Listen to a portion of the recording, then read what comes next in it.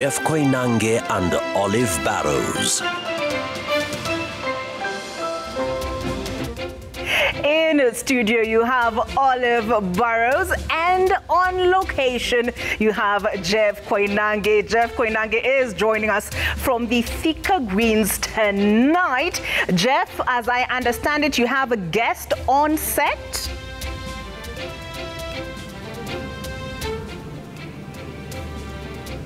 That's right, Olive, and the guest will be here very shortly. In the meantime, Olive, I know you are a student of history, so let me take you back a little bit. Guys, come with me a little bit. Little back in history. First President, Republic of Kenya, Jomo Kenyatta, 1963 to 1978. Second President, Daniel Arap Moi, 78 to 2002. Third President, Mwai Kibaki, 2002 till 2013. Fourth President, Uhuru Kenyatta, 2013 to 2022. William Ruto, 2022 to present. And then, could another person be standing and becoming the sixth president of the Republic of Kenya? Could this be the one? Moses Kuria, former cabinet secretary, now senior advisor to the president? Well, guess what? We'll ask him. We're here, Thika Greens. Let's ask him. You know, what's the worst that can happen? Stay tuned.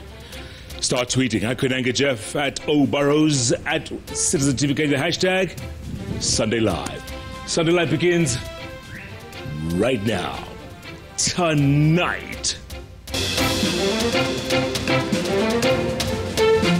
We humbly, as the church, ask for forgiveness for the times the church has remained silent.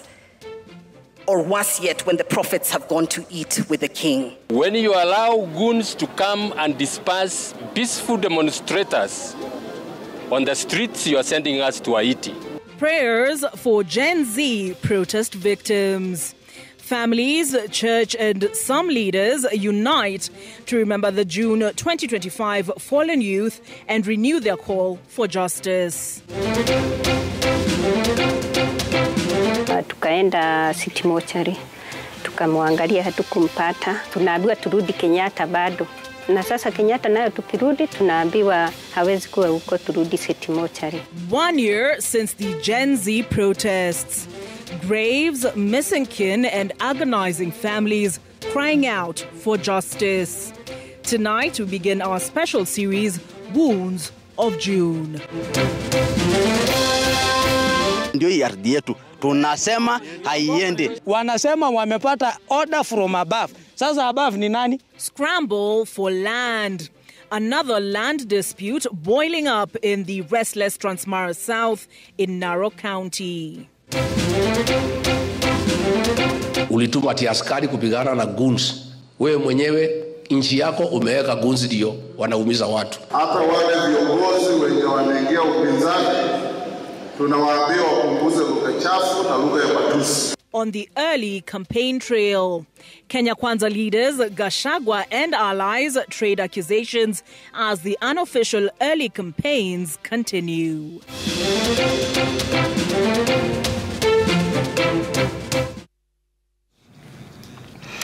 Now, June the 25th of 2024 was a pivotal moment in Kenya's history when the anti-finance bill protests reached a climax, and we lost 60 people over the course of that climax, that is between June and July of 2024, and that is according to the Kenya National Commission on Human Rights.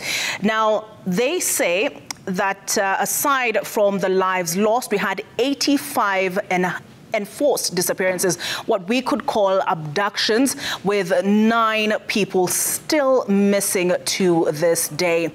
Now, in its State of Human Rights in Kenya report, the Commission documented 1,376 arbitrary arrests during demonstrations between the 18th of June and the 20th of November 2024, when the KNCHR released its report. It also documented 610 injuries in the course of the demonstrations, ranging from deep fractures, bullet wounds, soft tissue injuries, and inhalation of tear gas, most of which were inflicted on the protesters by security officers. 25 cases of injuries to police were also documented. Now, we've taken stock of the human toll of those protests, and with that, we kick off our special coverage on Wounds of June. Now, a wave of grief swept through the All Saints Cathedral in Nairobi as families, activists, political and religious leaders, together with the Gen Z community, came together in an emotional interdenominational prayer service to remember young lives lost during last year's protests. Mothers, still aching with loss, cried out for justice, even as the church apologized for being silent when they ought to have spoken out. Emily Chebet kicks off our special coverage.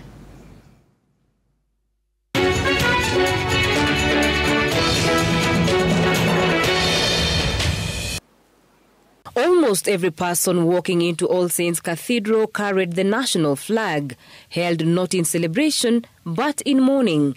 It was a solemn memorial service for the lives lost in the Gen Z-led protest of 2024. Families gathered in grief, remembering the young, the brave youth who dared to speak the truth to power and paid the ultimate price. Today's interdenominational service united voices across religion and regions, all calling for healing, accountability, and above all, for justice. It began with the reading of 63 names, each one a life cut short, some too young to understand what was happening. Kihunga Nyagodhi, Kevin Madanga, Rex Kanyike Masai, Bernard Kiplagat, Brian Ezra Odhiambo, Credu Oyaro, Denzel Omondi, Alex Muteti, Dennis Libanga. Jacinta Onyango lost her 12-year-old son Kennedy, a grade 8 pupil who had gone out to buy a book. He never made it back home. Alikuwa artist, alikuwa anapenda kuchora. Siku yenye Kennedy Onyango aliwao, alikuwa amechora msikiti. Akiniambia, mama, narudi kumaliza hii msikiti, imebaki mlango.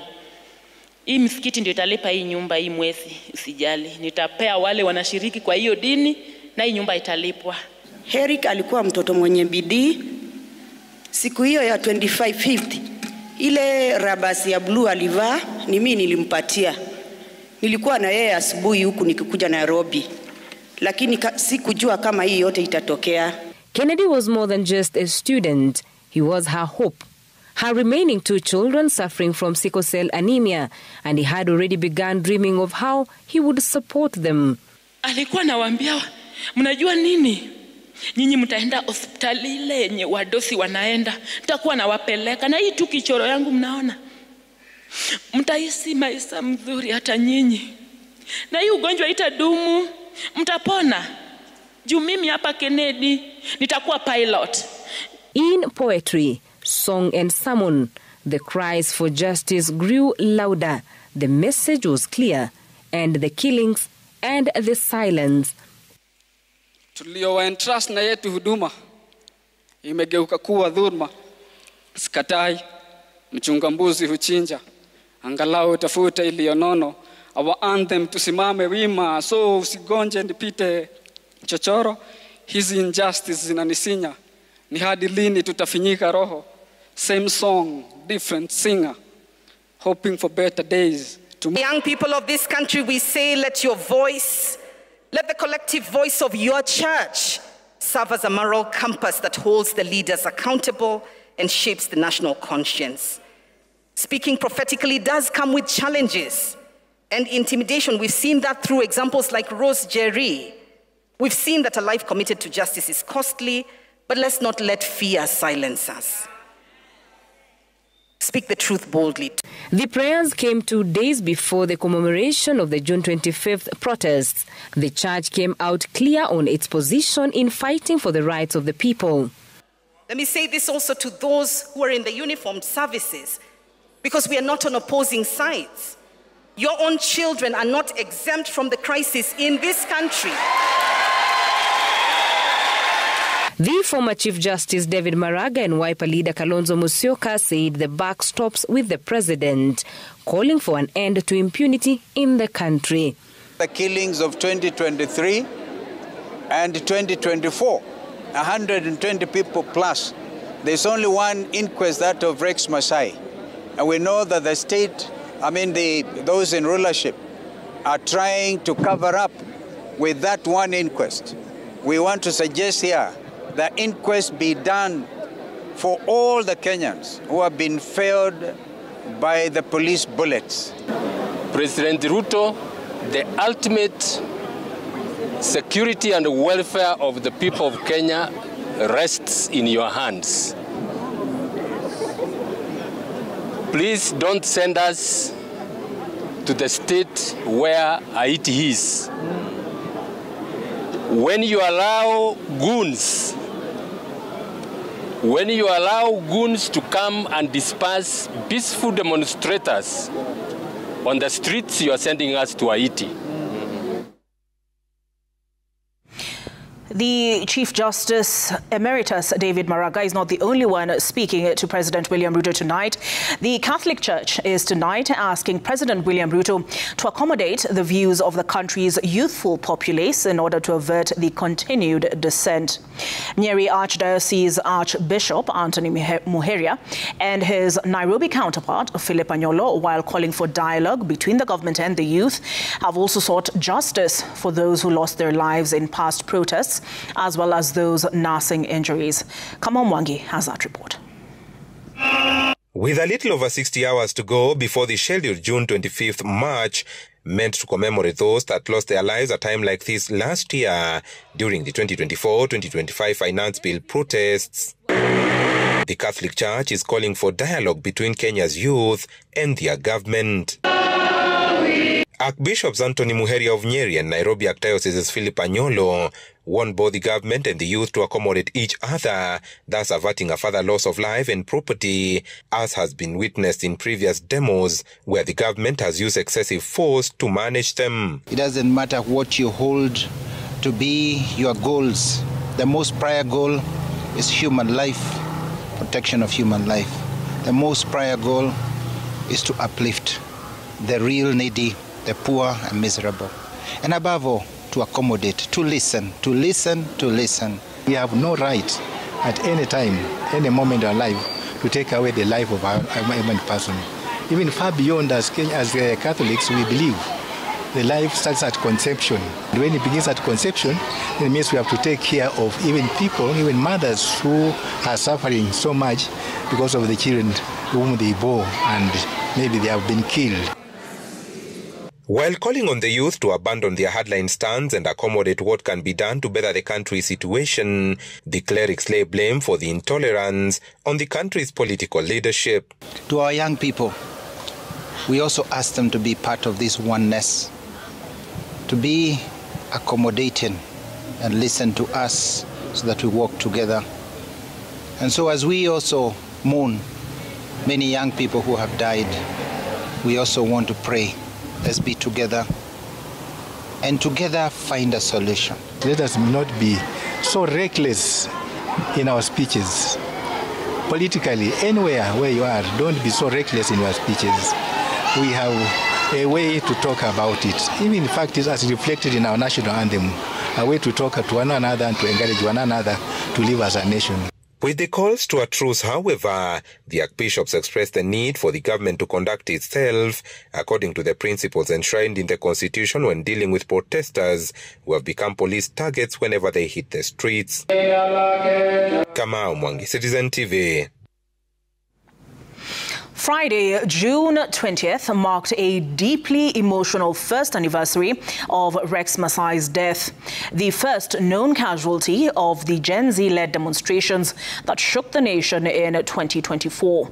A year has gone by, but for his grieving family, the quest for justice remains painfully out of reach. Rex, a promising young man and devoted firstborn son, was gunned down in June of 2024. A brutal, senseless killing that ignited national outrage and exposed the raw frustrations of a generation demanding change. An inquest into his death is still ongoing, with key witnesses expected to take the stand in the coming days. But as the legal wheels turn slowly, the family waits, their hope tempered by the delays and uncertainties that have defined this long road to justice. Citizen TV's Ben Kiri reports on a journey marked by sorrow, resilience, and an unwavering call for accountability. It has been 1 year and 2 days since Rex Masai was shot dead by a police officer in Nairobi's Central Business District. The 29-year-old, fresh from work, joined a Gen Z-led protest, unaware it would be his final evening. It was Thursday, June 20th, 2024. A single bullet tore through Rex's left thigh.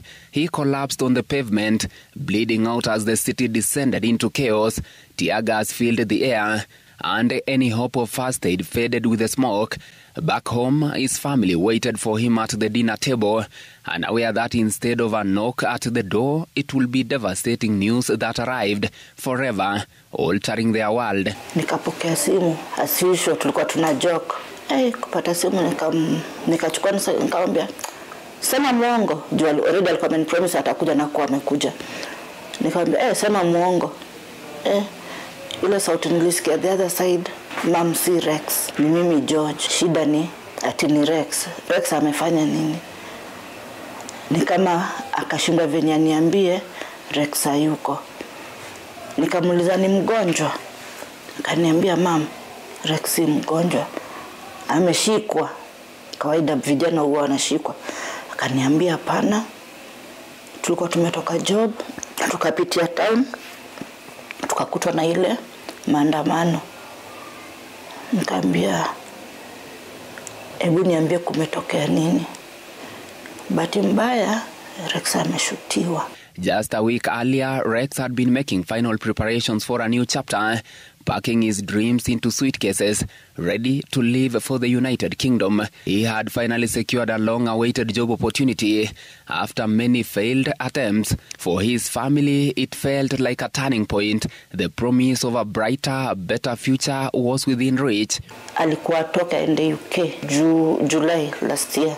Hakufikisha hiyo July. Na alikuwa na ndoto mzuri sana.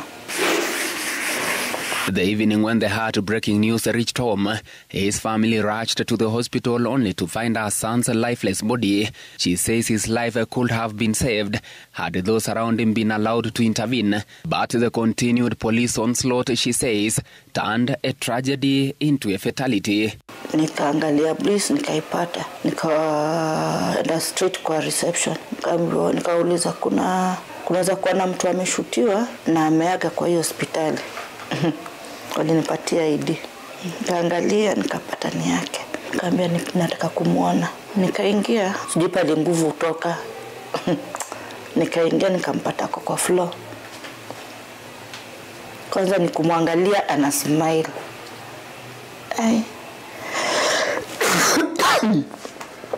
Sorry. Nikauliza daktari, huyu amekufa kweli? Nikainama tu chini pale alikuwa. Nikapata hizi mikono ni kama zimeanza kukauka.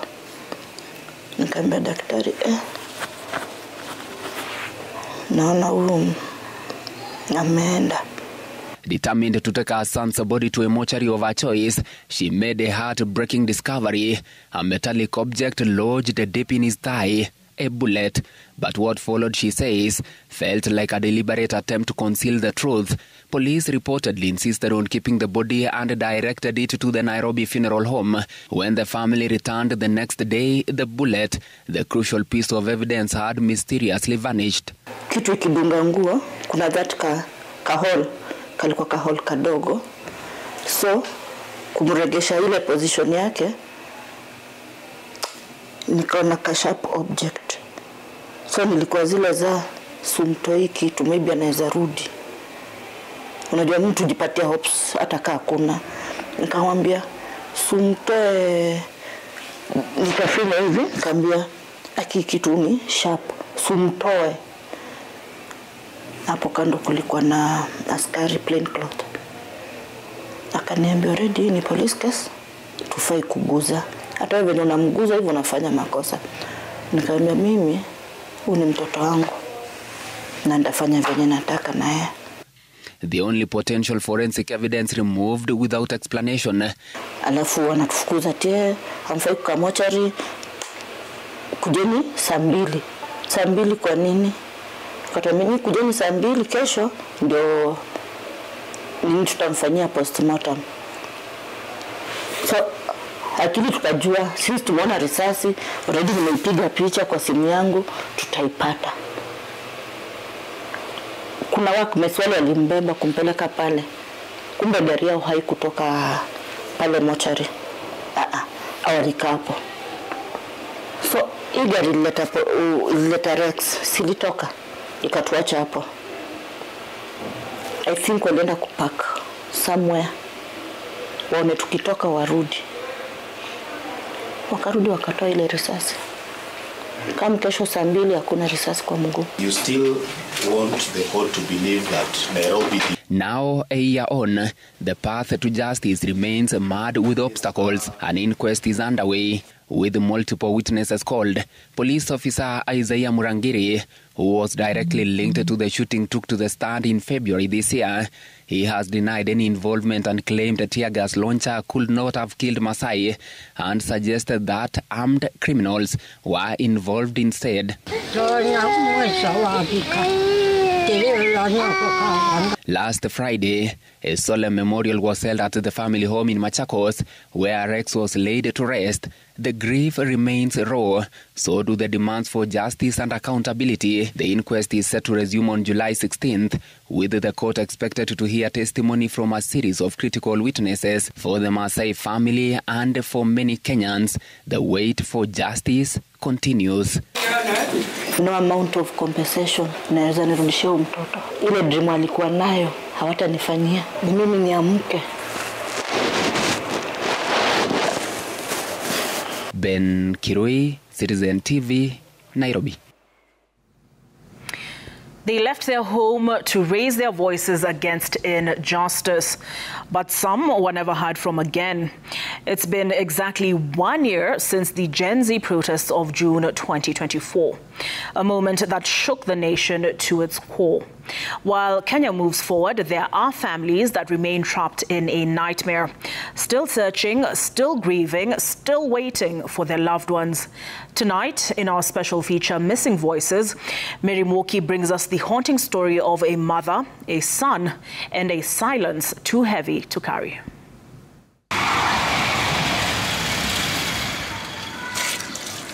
One year ago, on June 25th, a mother's world fell apart. Her 27-year-old son, Peter Macharia, left home to join the Gen Z protests. He never came back. Her name is Alice Wamboi, but ask anyone around here and they'll tell you she's the woman who's been searching for her son every single day for the last 12 months. Peter Macharia was 27, a dreamer, a doting son, her firstborn. On the morning of June 25th, 2024, he joined thousands of youth in the streets of Nairobi chanting for peace. But he never returned home. Vile alitoka hakurudi, usiku ukafika, tukamngojea, tukaenda City Mortuary. Tukamwangalia, nilikuwa na marafiki wangu, tukamwangalia hatukumpata. Tunaambiwa turudi Kenyatta bado. Na sasa Kenyatta nayo tukirudi, tunaambiwa hawezi kuwa huko, turudi City Mortuary. At the Kenyatta National Hospital, she was shown papers indicating her son had been treated for gunshot wounds and discharged, but there was no trace of him. He wasn't in the wards, they said. Nobody, no answer. Alice maintains the hospital was not entirely forthcoming with her. She insists there was no discharge. Tulienda Kenyatta, wakasema kuna Mtoto aliletwa huko anaitwa Peter Macharia. Alikuwa na gunshot. Lakini wakasema ilikuwa minor. Walisema alikuwa na 27 years. So mimi nilifikiria either ni yeye. Tulijaribu kuwaulizia hawakusema. Walituambia kuna mambo hawaruhusiwi kuongea sana. She's lost 25 kilograms, her job, and nearly her will to go on. Once a provider, she now survives in a one-room tin shack with her remaining children. But her greatest burden is not poverty, it is unanswered questions. Sinanga matumaini yake juu. Hiyo siku, kuna vile hata tulisikia. Juu kama mimi niligojeka sana, the same day. Yani sisi wote tulikuwa, nyumba mzima tulikuwa wagonjwa. Hatunaga matumaini.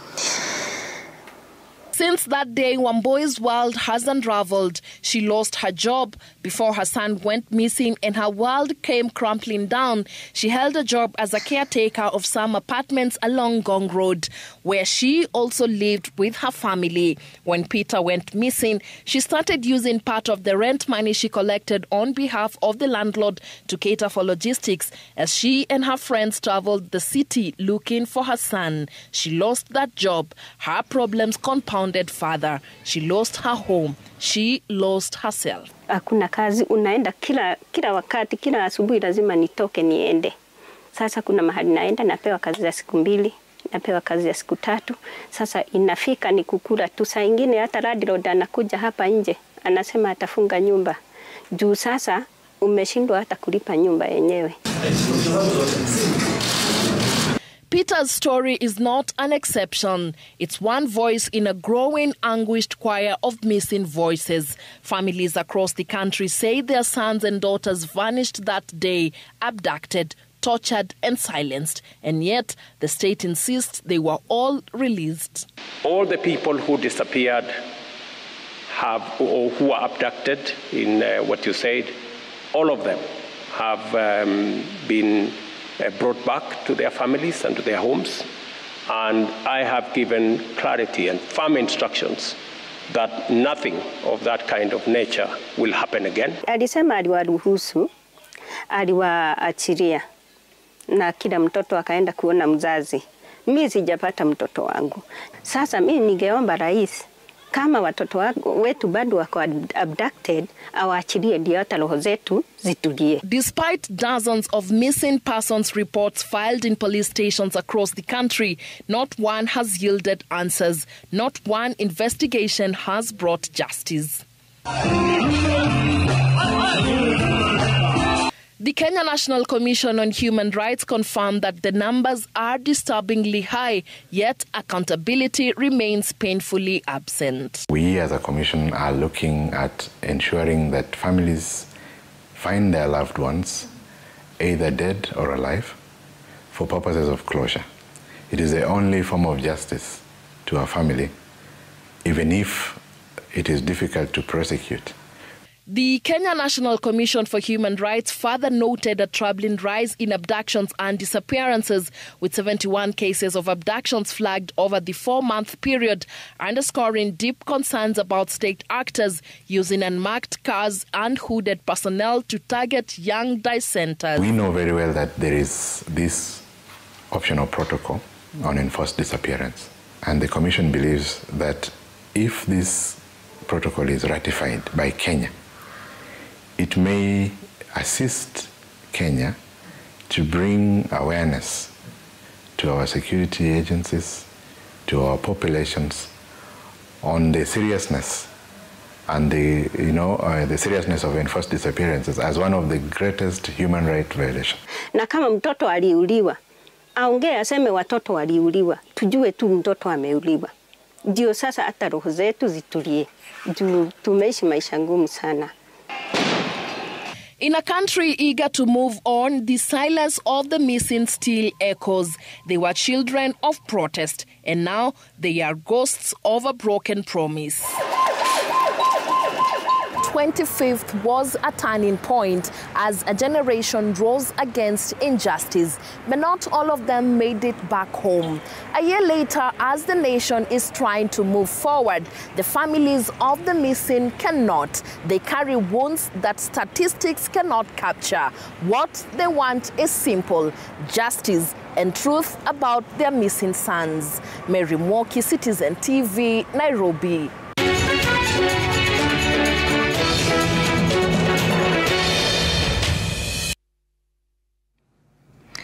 Wounds of June continues for the rest of the week. Now, former Deputy President and DCP party leader Rigathi Gachagua has accused the state of engineering violence targeting opposition leaders, including himself. Speaking after a church service in Meru County, Gachagua said the government should stop the deployment of goons to contain peaceful protesters, calling for elaborate security measures for Kenyans planning to mark June the 25th. Ayub Abdikadir has more. Gachagua aimed his shot at his former boss, President William Ruto, accusing the state of orchestrating violence before the arrival of his entourage in Meru County, blaming the administration he served of intolerance to opposition and dissent.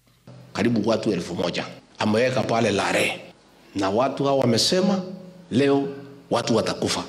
Sisi tumesema sisi ni watu ya Mungu, hapa ni nyumbani. Hata kama nitakufa nikikufia hapa Meru kwa mama yangu, hata ni sawa, kwa sababu hata mimi niko na shamba naweza ziko hapa. The former deputy president, the regime's fiery line of defense before his impeachment from office, talked of how he warned his former boss against making mistakes that will result in the loss of the grip on Mount Kenya region. Yeye amepoteza kura milioni 4 akifuata kura milioni 1. I may not be very experienced myself, but I know leaving 4-5 million votes for 1 million is not political wisdom. It cannot be political wisdom. Attributing the police-goons partnership to the mayhem that gripped Nairobi's central business district during this week's demonstrations, the former Madhira lawmaker said the occurrence points to anarchy and instability. Ulituma askari kupigana na goons. Wewe mwenyewe nchi yako umeweka goons ndio wanaumiza watu. Ndio tumeanza kuona hii Haiti haikuwa genuine, ilikuwa ni benchmarking on how to create criminal gangs.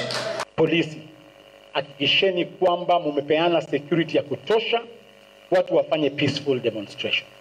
Hatutaki mtumie goons, because sasa hiyo ndio imekuwa tabia yenu. Mnatumia goons na serikali inawasindikiza.